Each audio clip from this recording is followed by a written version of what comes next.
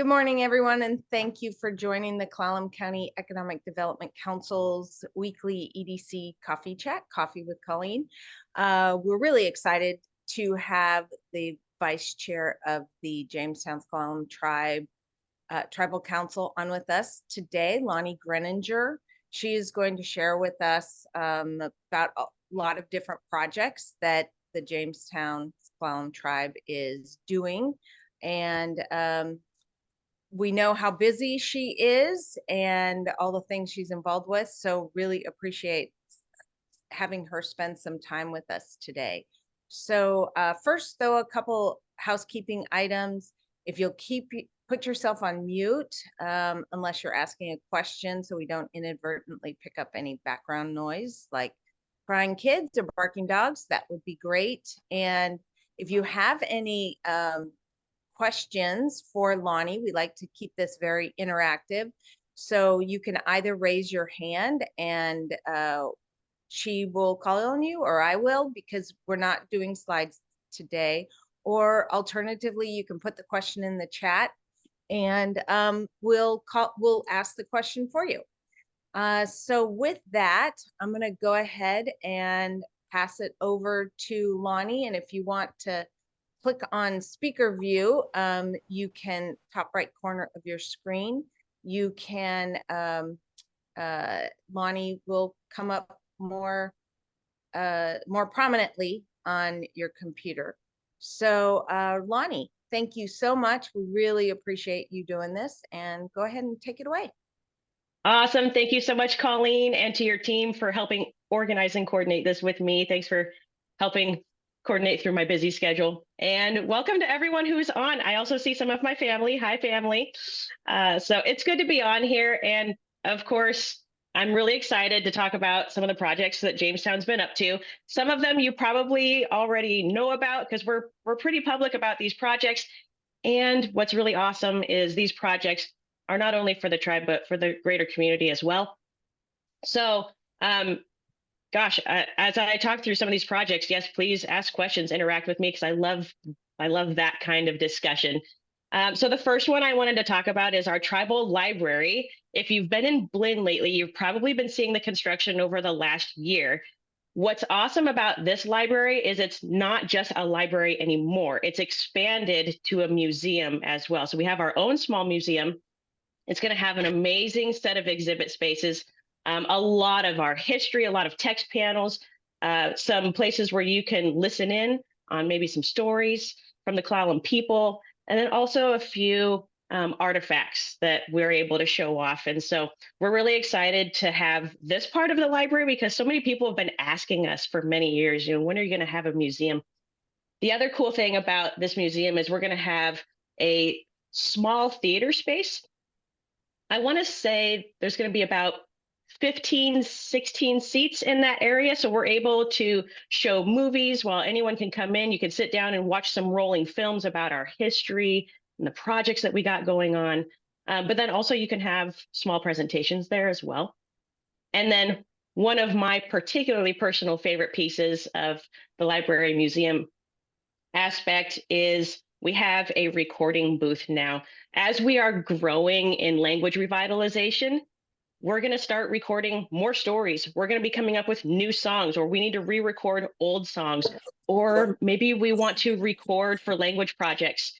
If you go on our tribal library's YouTube page, you can see quite a few videos that we've been doing. We've created, I think it was a few years ago, the 12-month calendar for Jamestown was themed just around language, and we did many movies to help everyone pronounce the days of the week, the months of the year, seasons.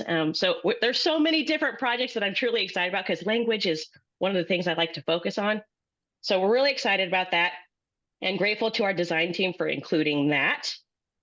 So the library, it's just as always going to be open to the public. We're looking to do a grand opening somewhere in late February. If you heard about maybe a January 20th grand opening, we had to delay it just with holidays.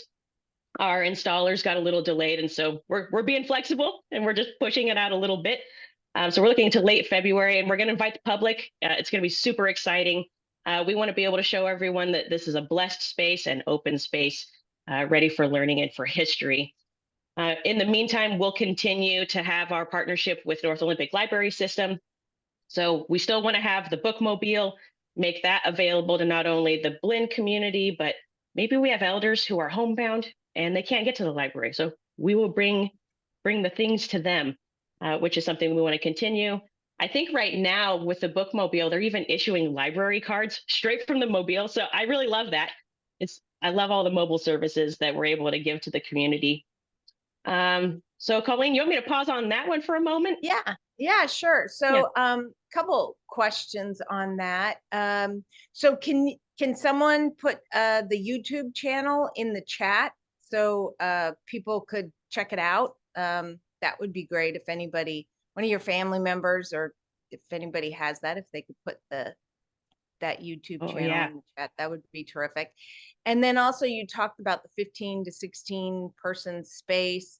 Is there is there a price to lease that out, or how will that work if a community member wanted to rent that or use it? Great question. I don't think we've set that up yet. So that's a question we don't have an answer for at the moment.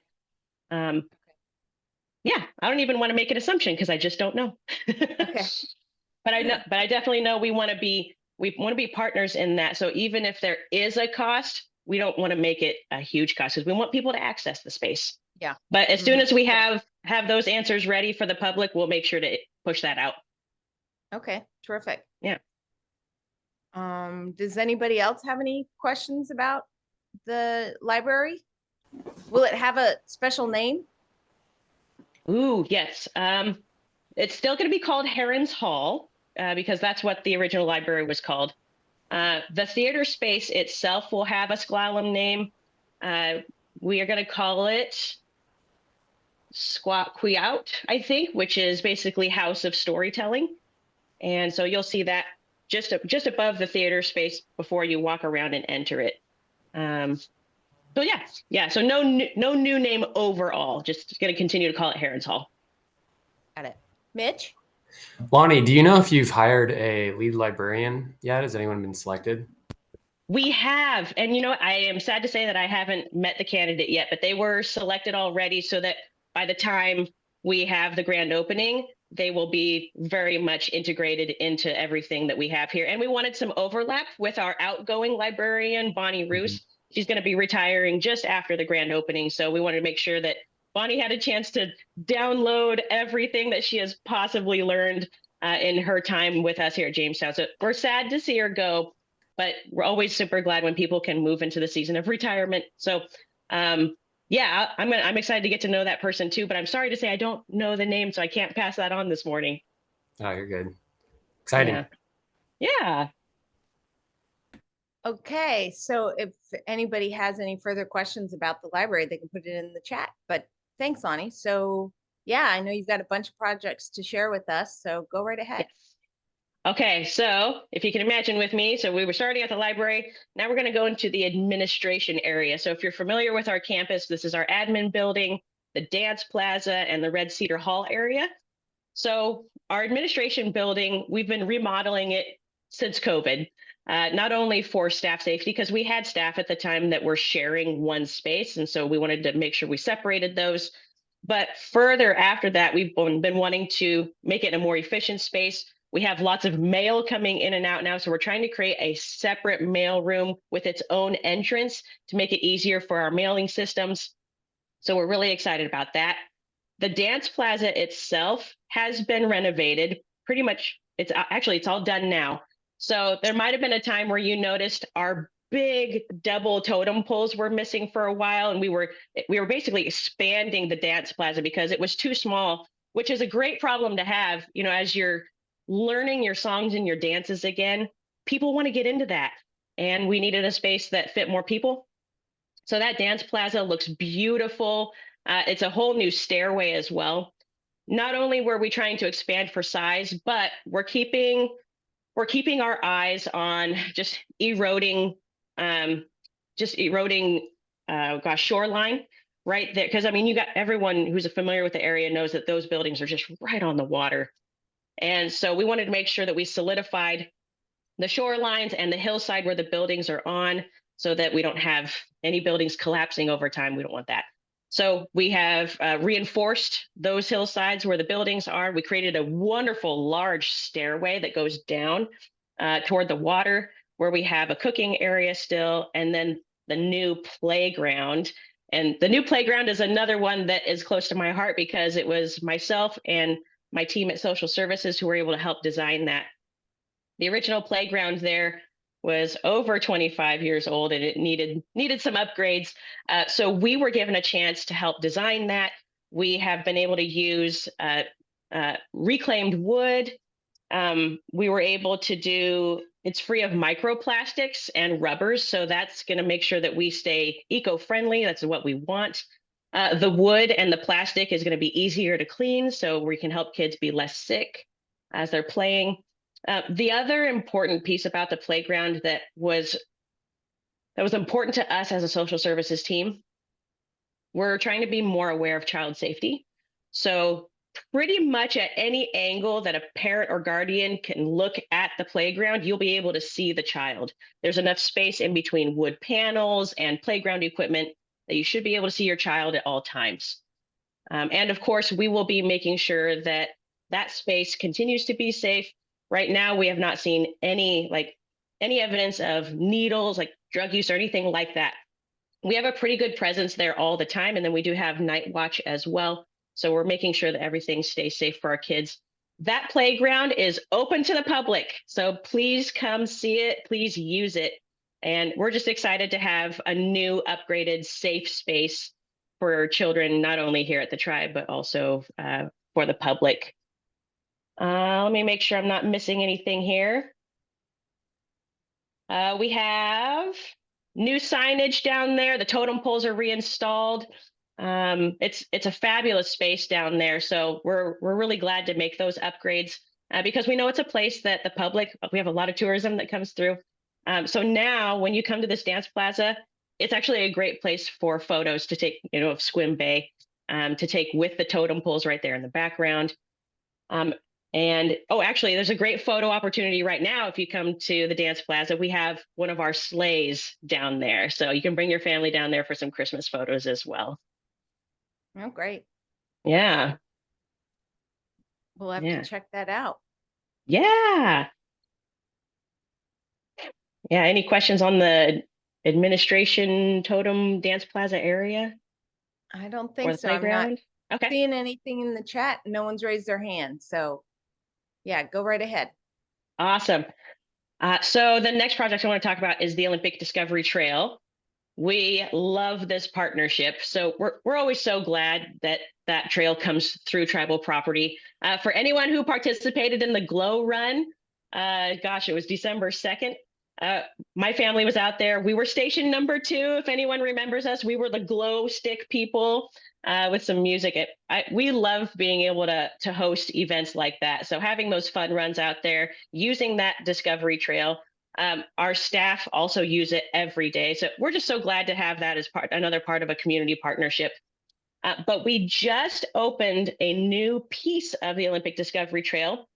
And let me look at my notes here because I want to tell you exactly where it's at without giving you incorrect information. It is the original railroad grade from the end of Old Blyn Highway east to Pierce Road. So it's about 0.64 miles. That segment of the trail. There's going to be some trailhead parking there, Old Blyn Highway, where it meets Highway 101. And so we've been just continuing to be a partner, wanting to make that trail the full length. I think they're going for 135 miles. So we're really glad to be a part of that. And then we have, of course, the River Center is a piece of that ODT as well. So we're really glad to continue to just be a partner in that. So yeah, if anyone is riding east in Blyn, take a look at that new short 0.64 mile ODT trail. Nice and smooth, and it looks amazing out there. I've been able to take a ride, and it's amazing. That's great. Oh, yeah. Any questions on the ODT? No, It looks All like right. Steve Behringer is joining us, though. Oh, hello. I don't know Awesome. if Glad to have him on here. yeah. Welcome, Okay. Steve. Hello. Awesome. Well, great timing, because now I want to go into this is probably a project that might bring up some questions, is our phase 2 of our healing clinic, which is the evaluation and treatment center. And so it's going to be on the same property. So if you are at the healing clinic, so we're thinking behind Costco now, this is going to go south of that building. So we're going to closer to the highway. Yeah, closer to the highway. Thank you for helping clarify that. Yeah. So right now we have commitments from the legislature for 13 million for the 2023-2025 biennium, which is amazing. That legislative support is also what helped us get our first phase. So the healing clinic that you see right now, we did have legislative support for that. And we continue to have legislative support. So having Steve here, thank you. I can say thank you for continuing to support us in that. So we are looking to have a 16-bed facility. So evaluation and treatment is for crisis mental health. So thinking about those who are a harm to themselves or a harm to others, they can come to this facility, become stabilized, receive any medications and therapies that they need, and hopefully be stabilized enough to come back and come back to work, come back to families, come back to their schools, whatever their life is at that point. So this is just another step of healing that we want to bring to our community. And we know that there's a need here. And so we're really happy to help with this next step. We're thinking that if we have patients that enter in, they're probably staying between 10 to 14 days. And is that enough? It might be for some and it might be for others. And we just continue to assess those patients. And if we can have them stay longer, then we want to be able to do that. So it's such a complicated system because you're working with insurances, you're working with hospitals, you're working with local providers. So these are things that there are a lot of questions I think that we still need to answer, but this is something we want to move forward with nonetheless. The project itself is while we've received 13 million in commitment already, it's expected to be a $26 million project, but we are also expecting potentially more commitments from the state in the next biennium after that. We hope to begin construction in 2024, and I'm going to say that loosely because construction costs have increased immensely since we built the healing clinic, the first phase. So we're trying not to commit too hard to a date, but we hope that we can start this in 2024. And we would be serving just our service area right now is Clallam and Jefferson County.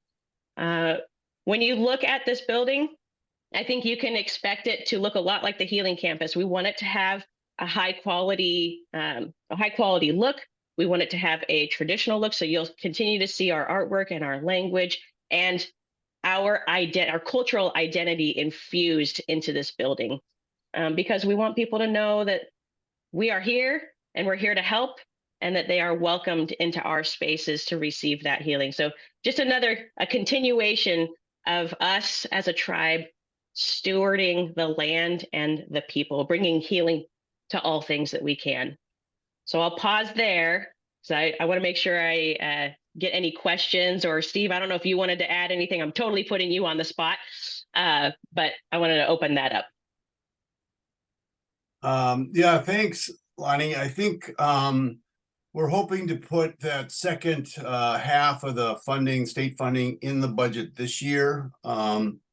As folks may know, the state and the tribes across certainly Western Washington and even Colville in Eastern Washington, it's a really strong partnership for these medical assisted clinics and the 16-bed in voluntary hold. And it's a huge need, as folks probably know, on the peninsula. We have not had a facility like this since the hospital back, I think in the 80s, shut down its psych ward. So this is a very important need that'll be met by this partnership between the state and the tribe. Awesome. Thank you, Steve. And we have a question from Rebecca. Rebecca, do you want to talk about that? Go ahead. Thanks. You probably know where I'm getting. Oh, okay. Yeah. So Rebecca's question was kind of what I asked Lonnie before we started kicking this off. Was how will the center work with ITAs and law enforcement? Great question. So I'm going to answer this to the best of my abilities because I'm still learning this very complicated system when it comes to ITAs. And when we say ITA, okay, someone help me out here. There's the Involuntary Treatment Act. Thank you. Involuntary Treatment Act. So putting someone into care against maybe but how they would feel is their will. So harming themselves, harming others to a point where they trigger that system and they need some help to stabilize.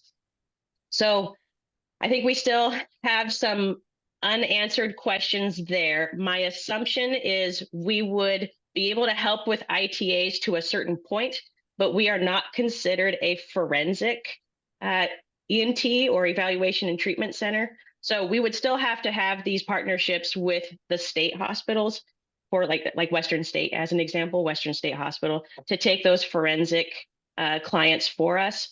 But I think we would be able to help local law enforcement with those ITAs that maybe don't trigger that high of a level for that forensic ENT level. But I know that that's a question that we will need to continue to flesh out. So I think, again, that's something that we will need to communicate with the public. As soon as we have that solidified, that's something we can definitely put out there. It's a great question. It needs to be answered. Yeah. So, and maybe this might be a question for Steve. So I've been reading about these issues lately, and I know the state recently paid $100 million fine, but they've got a $400 million fine relative to I think it was the True Blood case that mandated that the state was not in compliance because people that needed to be have an evaluation to determine if they were competent to stand trial were having to wait previously up to 2 years, and now it's down to 1 to 2 months, but they're trying to get it down to 2 weeks or less. And so I know the plan has been Western State Hospital and Eastern State Hospital is where people would go to be evaluated for competency, but that meant that the other beds were not available for evaluation for competency. So, and there's a need across the state. So they're doing these community hospitals. Is this going to be considered that, or is this something totally separate? It's not quite that, but there's a capacity problem for the forensic folks that need to be evaluated. So if you're arrested and the public offender or the court decides that you need an evaluation, you would go to Western. The problem is Western's been jammed up. Once some folks are evaluated, it's determined they're not they're not competent to stand trial, and these are called flips. And so Western is right now been filled with flips, and we've been trying to move them into other facilities, mainly county facilities, and now the counties are suing the state. So we're getting sued from both ends of this process right now. And it basically, the fundamental problem is we just do not have enough beds to serve this population, nor do we have the workforce. But there's some things coming online that I think will help relieve this. And the numbers are down in both of these categories, both the psychological flips and the forensic evaluations. By, I think, the second quarter, maybe the first quarter of next year, there's a behavioral health teaching hospital that's coming online. It's a partnership with the University of Washington and the state, which will generate beds, but more importantly, it'll generate advanced telehealth, psychological and psychiatric and neurologic treatment in a telehealth setting, and be a teaching hospital for behavioral health specialists, psychiatrists, and lower level treatment. And I'll just be honest, Western State was built over 100 years ago, and it's been really difficult to staff because it's a dangerous place. It's just an old building. So with this new teaching hospital, we're building a new hospital down in Steilacoom at Western. And this, hopefully folks will be more inclined to want to work in this area of, which is a high need across the state. So I would hope by next year, we will have more solutions, more beds, more people to work with this population, and help continue this trend of, fewer folks and bed shortage.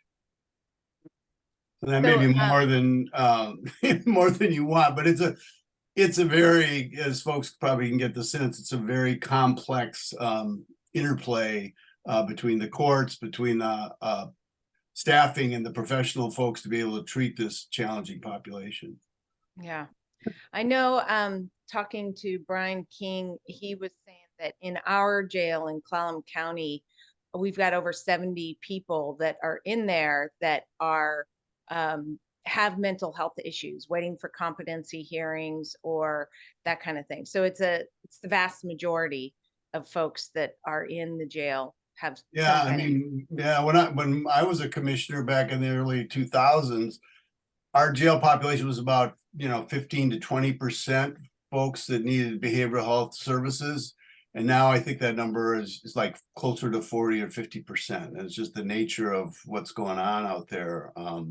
But as far as the Jamestown's facility, I think, and I'm not totally positive of this, Lonnie, but I think so. The officers right now, if they pick somebody up, they don't have many choices. People end up in the ER, or they can end up in Peninsula Behavioral Health maybe, or the jail. None of those situations are very conducive to treatment or handling this population. So right. I think there will be an arrangement between the Jamestown IT facility and law enforcement to be able to help drop people off, but that has to be worked out. But right now we don't have any place on the peninsula, but in Jefferson and Clallam, that has that 16-bed facility. So this will help, I think, considerably. Definitely. Mitch, you had a question? Yeah. Hey, Lonnie, this might be a better question for Molly, but you may know as well, Molly Martin. I know that with the healing clinic there and then the evaluation and treatment center being next door, substance abuse and mental health crisis obviously can correlate highly, but they don't always coincide. Right. What would be is there a plan to potentially have a wraparound service where you can kind of help someone in both avenues? Yes, absolutely. It could be that somebody enters our healing clinic first, and then we find out, well, I think there's just a bit more help that they need, and then we just warm hand off to that facility. I think answering Rebecca's question, is this going to be a lockdown facility? I think Steve is right. We still have some questions we need to answer around that. Definitely want to have people there who want to be there voluntarily, because right now our healing clinic is a voluntary program. So if they want us to help with that warm handoff from that service to the ENT, then great. And then I think we might have some where you do have to stay there until your court clears that. So we might be a mix. Still a lot of questions we need to answer on that. But Mitch, to your question, yes, definitely would be part of the wraparound package. Got it. Thanks. Thank you. Yeah, it's absolutely a need. I know right now for people that have a need for inpatient facility support, the closest is Silverdale, but Silverdale's facility is not associated with OMC, and so they won't take patients from our county, and so you have to look for an open bed, and that's typically Seattle, but lots of times Seattle doesn't have any openings, so they have to go to Wenatchee or elsewhere, and that just makes it really difficult for loved ones for family members to help loved ones as they're going through this process. Absolutely. And what I would add to, Colleen, is the extra layer of cultural competence on top of it, especially for our American Indians and Alaska Natives who live in this area. I want to say the closest culturally, like Native culturally based inpatient center is not even close to the Olympic Peninsula. I know for youth, they have the Healing Lodge of the Seven Nations. That's in Eastern Washington. So it's a huge need, yes, for the greater community, but then also for those culturally competent services where we can have sweats, sweat lodges being a part of the service package, or having drumming and singing and dancing, drum making, craft making, regalia making, like having those pieces be a part of this as well is something that we endeavor to include. And so it's just going to be a matter of capacity, making sure that we have our tribal folks who can be there to help teach those things. But I know right now, like at our healing center, we do have the drum making, the singing, the drumming, and that's been really impactful, not only for our tribal clients, but for our non-tribal clients as well. So if I could take a small rabbit trail on that, one of the questions that I get from tribal citizens mostly is, what are you teaching as far as culture is concerned to the non-Native clients? Because there are actually protocols and permissions around certain songs and ceremonies and pieces of our culture that cannot be shared unless you have specific permission. So when we are talking about making drums or singing songs and doing the drumming in these services where natives and non-natives are mixed together, we have particular songs that have permissions attached to them that can be shared with non-natives, and then those non-natives clients can sing those songs to help with their healing. So we're thinking about these things all the time as we're talking about that culturally competent service, holistic healing that we can bring to our community. Great. That's fabulous. Yeah. And so there's also the component, I know, let's see, and I don't know how this is addressed through insurance. If someone's in jail, is that Medicare that would take care of that? Or is that something different from Medicare? And then, and your guys' reimbursement rate is higher than what, say, OMC's Medicare would be. Can you talk about that? Steve, do you want to address the first piece and I can address the tribal piece? And it's Medicaid usually for this population, not Medicaid. Medicare. Yeah. And sorry, that's the partnership between the federal government and the state is Medicaid. And yes, there has CMS, the director of Medicare, Medicaid, and Medicare has said that if you're incarcerated, you lose your coverage. But we have done some things in Olympia to eliminate part of that. So there is some, because otherwise that'd have to be absorbed by the county or the local jurisdiction. So we're stepping up at the state level, and I think CMS is also loosening that restriction so that they can get their healthcare does continue if they're incarcerated. So we're relieving some of that. Yeah. And what was the second part of your question, Colleen? And then I know the tribe's reimbursement rate is they do get actually I think Ron Allen was back when 15 20 years ago was really a leader in Indian country to negotiate those higher rates for Indian health services. And just to be honest, that's why the medical assisted treatment facility, part of those rates is what makes the IT facility work.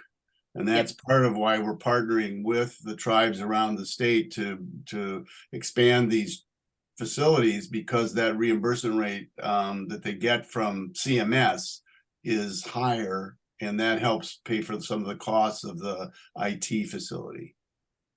Absolutely. And what I would add is not only can we receive that reimbursement rate for Alaska Natives and American Indians that we serve, but we've now recently have been able to get a similar reimbursement rate for non-natives that we serve by getting the designation of a federally qualified health center, FQHC.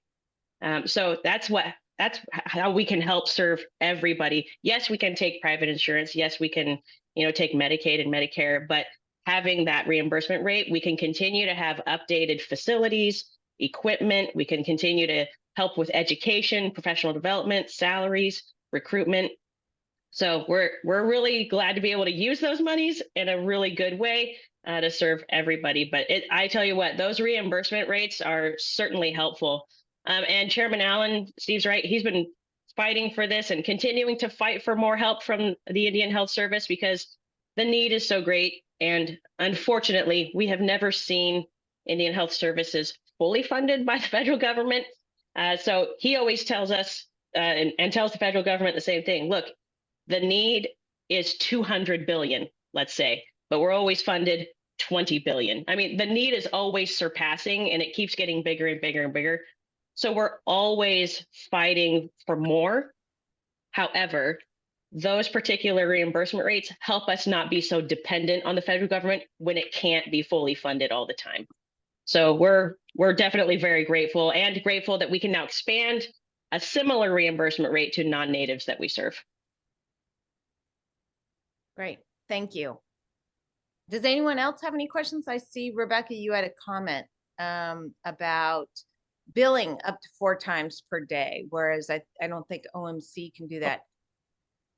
Yes, that's part of the tribal reimbursement. So we call them encounters in that healthcare world.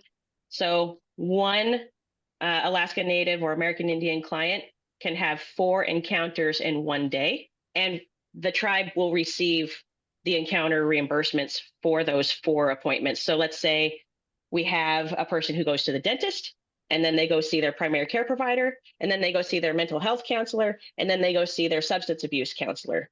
4 encounters, 4 appointments in one day. We can receive that reimbursement rate for every single one of those 4. And that it's super helpful. I mean, it keeps high quality operations and services going. And is that the case also with non-tribal citizens that come to your clinics? Ooh, that's a good question. And I'm sorry to say I don't know the answer to that. I will have to find out. Hey, it's Rebecca. I think it does. So Lonnie, I used to work at Peninsula Behavioral Health, and I guess okay.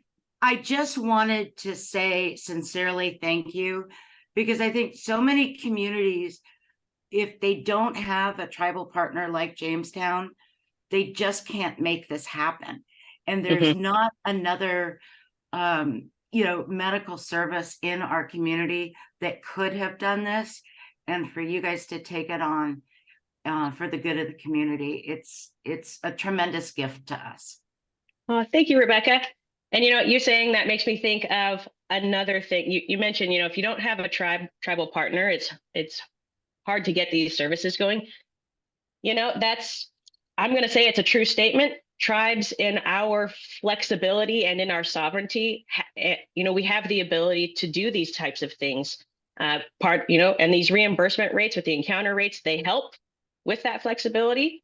So now you're going to see more of these types of tribal clinics popping up all over the place. So we got the idea from the Swinomish Nation up north in the Anacortes area. So you have Swinomish first, then Jamestown. Now you have Quinault has opened one of these healing centers.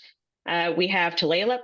We have Lummi that's working on a smaller version. And then Nisqually is now also working on one of these. So I think we're going to be seeing more of these tribal partnerships with their local counties and communities. And that's just a win for everybody. So I'm excited to see that kind of growth. So thank you, Rebecca, for helping me trigger that thought so I can put that out there too. What is the reimbursement rate for Medicaid for non-tribal providers or clinics? John, I think John Nutter's on. He may know. Yeah. Or Steve. Good morning. It's going to vary by the type of service that's being provided. There's not just a standard flat rate. But is there a generalization that you use for OMC? I can say that the encounter rate could be sometimes as much as 4 times what OMC receives for providing the same services. Okay. Yep. And can I add? Oh, go ahead. Sorry, go ahead, Colleen. I was going to ask John, don't you use a generalization though, overall for OMC, the reimbursement rate is 80% of cost or something like that? Depends on the program. Overall, yes, we're probably at probably down in the 70s for Medicaid, although big kudos to Steve and the rest of our delegation. They've done some work recently to get that back up into probably at least about 90%. So we're still losing money on every patient, but at least we're losing less on each. So our $67 payment went to $98, and in the tribal healthcare system, they could get $400 for that, for providing those same services. Got it. And true, that's the cost of service, and I'm very, very grateful for Jamestown. If I could go back to the jail piece, so incarcerated individuals not having full Medicaid.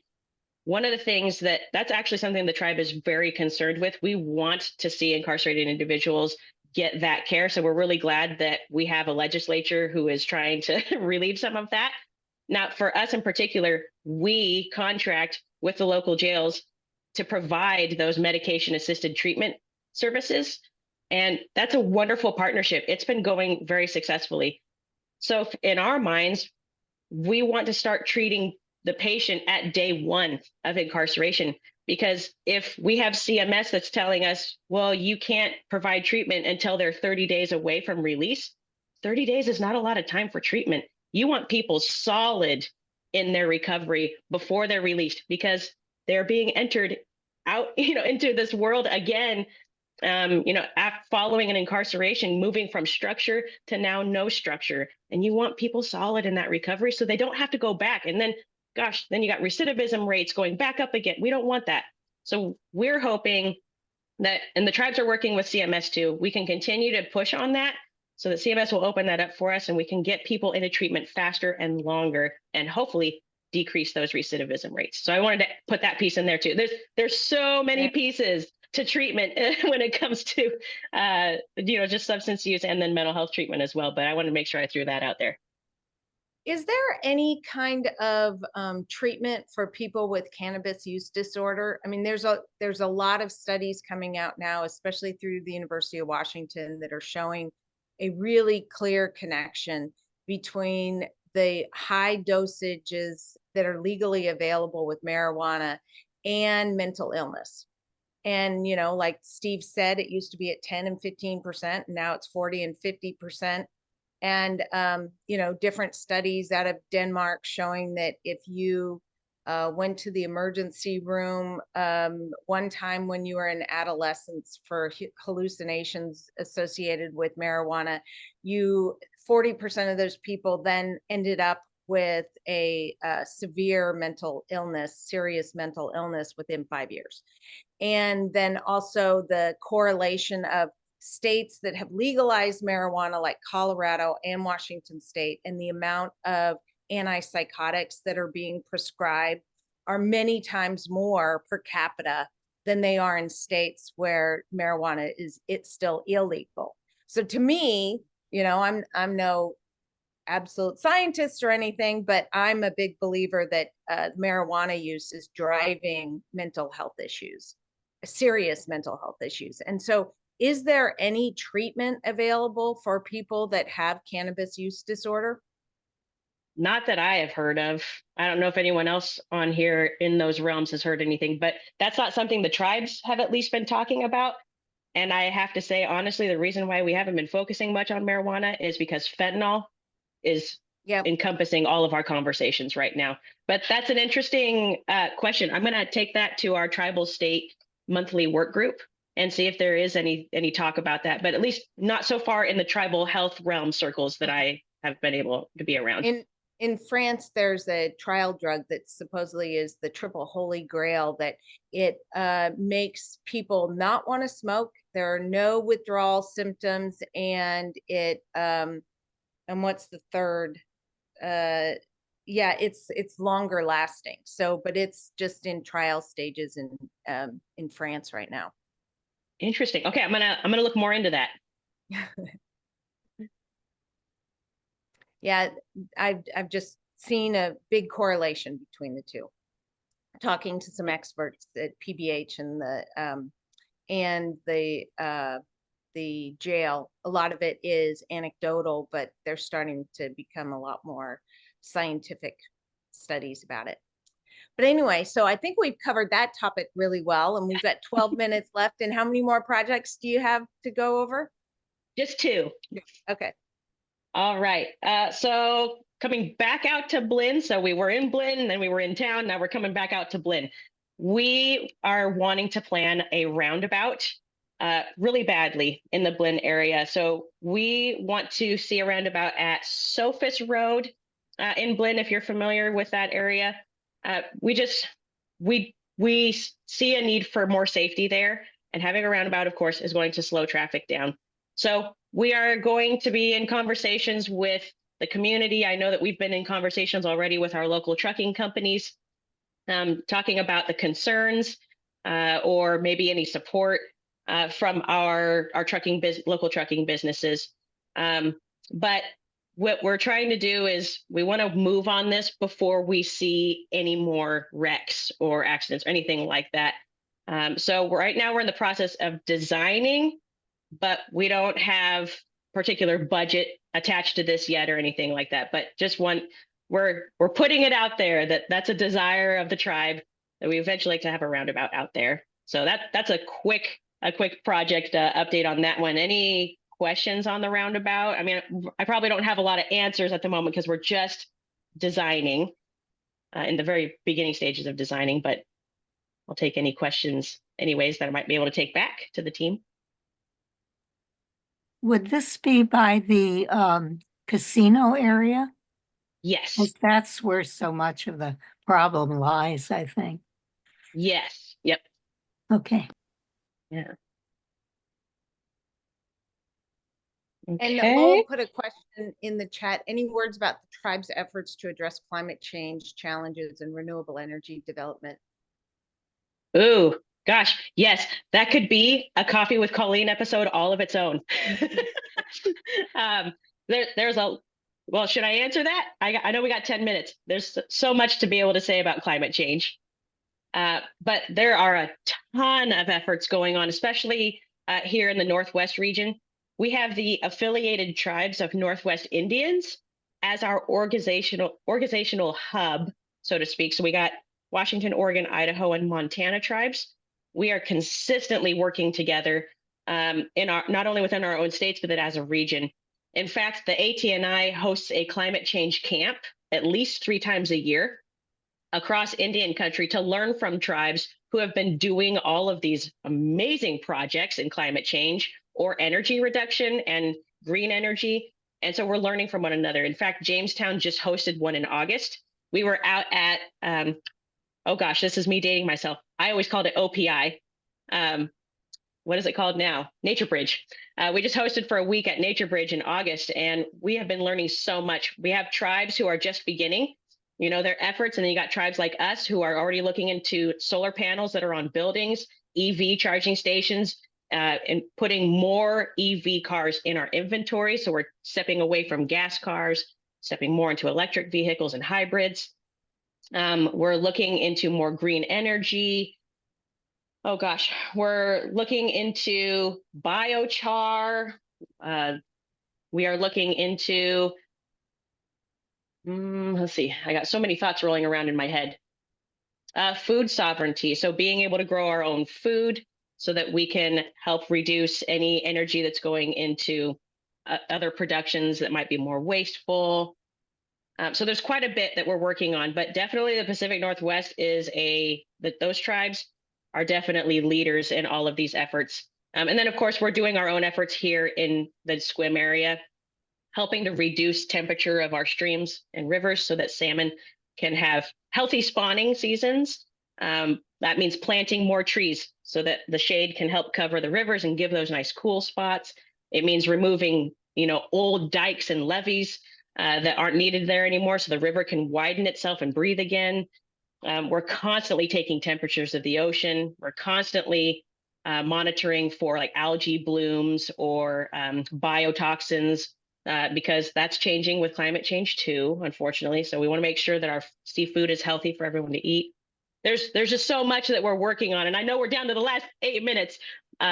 So gosh, I would love to actually bring a team of mine onto another coffee with Colleen to talk about climate Sure, change if great. the community would be interested, because I have so many Yeah. experts at the tribe that can speak so closely to this. But I know that we as a tribal council, we are supporting them to do it to a point where we have actually created a staff position that can help with this, to help keep this on our front burner and keep the momentum going.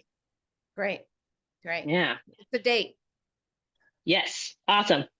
And then I'll mention one more project here. So now going out to Quilcene. So we are replacing a major bridge out there.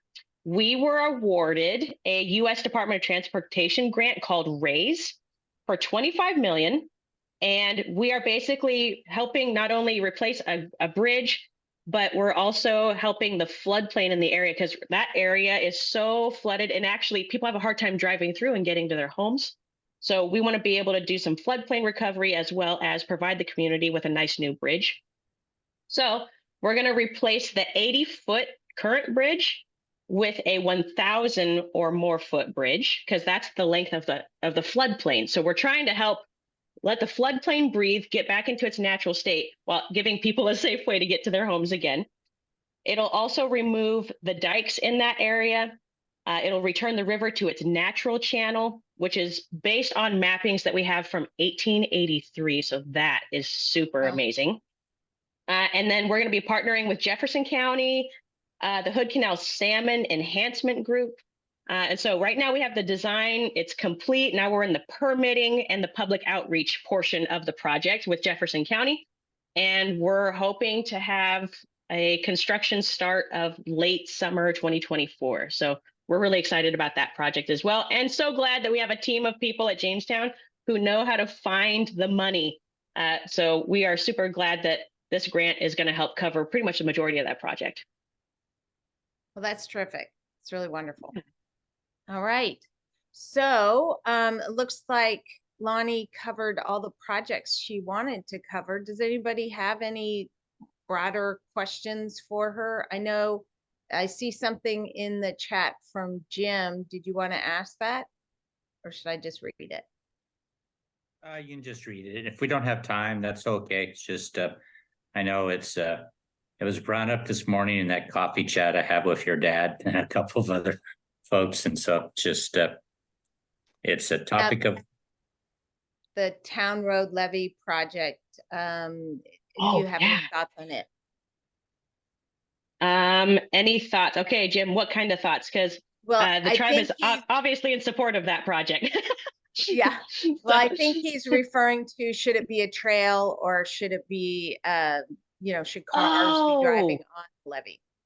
Okay. I have to say that we have chosen not to publicly put an opinion out there. And actually, here's a good piece of knowledge for everyone is sometimes within tribes, we don't always agree with each other. So rather than putting out a statement where we all don't agree, we've just decided to say, hey, we're going to let the community to make the decision on this one. I would say that between the thoughts of internally, you have some of us that would like to leave it a walking trail, and then you have some of us that would like to see both things happen, where it's still a driving space, but then you have widened areas for walking. But we haven't officially put an opinion. We haven't sent it in to the commissioners or anything like that. But I think actually there was a letter. I think there was a letter that was submitted saying, can we wait 3 years, see how things turn out, and get more input and that kind of thing. Was well, see, look at that. So many moving parts and I'm not tracking it all. Okay, so there we go. I guess that's the tribe's answer. Yeah. My concern as a person that lives on Town Road is that so they're talking about basically a 36-foot wide with the trail, but then it goes down to 18 feet. And so there's not any discussion about widening that piece where it's 18 feet. And, anyway, so it seems like there'll be a bottleneck. But that's all a funding issue for DCD and for the county commissioners to get involved with. But okay, so here's a question from John. Will state clients be able to transfer? Is that like, would Western State Hospital clients be able to transfer? Is that the question? I assume so. That's gotta be. Yes.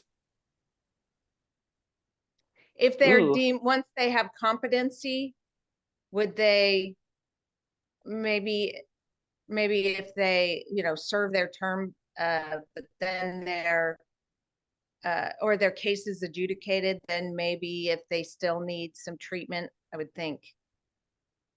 Yeah. I don't that's know. what- Yeah, that's what I'm asking. Yeah.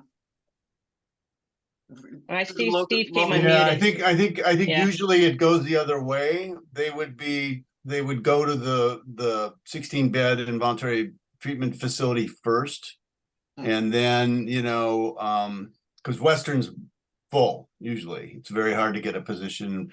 Whether they would come back the other way, the hope is that they're somewhat stabilized or are in a position that they would go to a more permanent facility than what's being proposed at Jamestown or at the MAT clinic at the healing center. So it's usually I don't think it's out of the question, but usually it's going the other way. This is an alternative before you would go to Western. That's how I see it.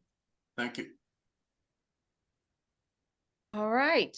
Well, it is 9 o'clock. So if we don't have any last minute questions, I am just going to wrap this up and say thank you so much, Loni, on behalf of the Colleen EDC and our guests that join us all the time. Thank you so much for coming in and sharing with us all the great work that Jamestown is doing. And I mean, these are just new projects you guys are working on. There's so many different things you guys do all the time. So thank you for all of that. The lights look beautiful. And, Oh, yeah. the dental center that you're working on, there's just so much that you guys do that make you an incredibly important partner of Clallam County and Jefferson. So thank you.